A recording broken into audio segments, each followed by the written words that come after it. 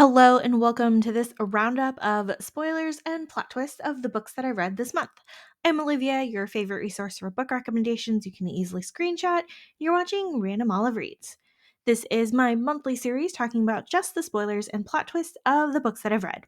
My other videos are usually spoiler free and just give you the plot and my overall impression, but this video will go straight for the conclusions, which you may or may not have seen coming. You're the Problem, It's You by Emma R. Albin features a couple of gentlemen who are attracted to each other and may even possibly fall in love. But a blackmailer is threatening to expose their scandalous and illegal proclivities. Their respective female cousins, also a couple, come up with a brilliant plan. They'll pair off into male female married couples, and all four of them move out into the country together. Sinfully Mine by Kathleen Ayers involves a property dispute where a widow is allowed to stay living at her home, but that home has been left to an earl's brother in her late husband's will. And then it turns out her solicitor is mentally unwell, seeking to keep the widow for himself by attempting to murder the other gentleman. Good Duke Gone Wild by Bethany Bennett deals with a widowed duke and a secret romance novelist who is helping him catalog his late wife's collection of books. And it turns out his wife was having an affair before she died, and all sorts of love letters are stuffed inside the books. We eventually learn that she was being swindled by a con man who was seducing her for the money.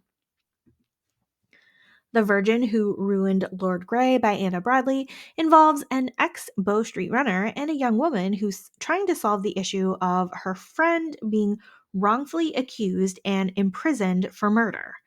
And then it turns out the Bow Street runner boss guy has been in on the scheme the entire time.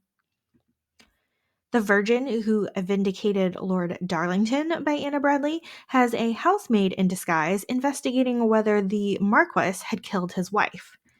He did not, but his sister in law sure did, and now she's pretending to be a ghost and haunting the castle. In the Prince's Bed by Sabrina Jeffries involves an heiress who has an understanding with her longtime male friend for marriage, but he's been delaying on proposing. Well, it turns out that friend may or may not have a romantic entanglement with his male best friend. In Want of a Wife by Rebecca Paula involves an earl's brother who puts a newspaper advertisement out for a wife for the earl and then goes to fetch the woman and bring her back without the earl's knowledge or approval.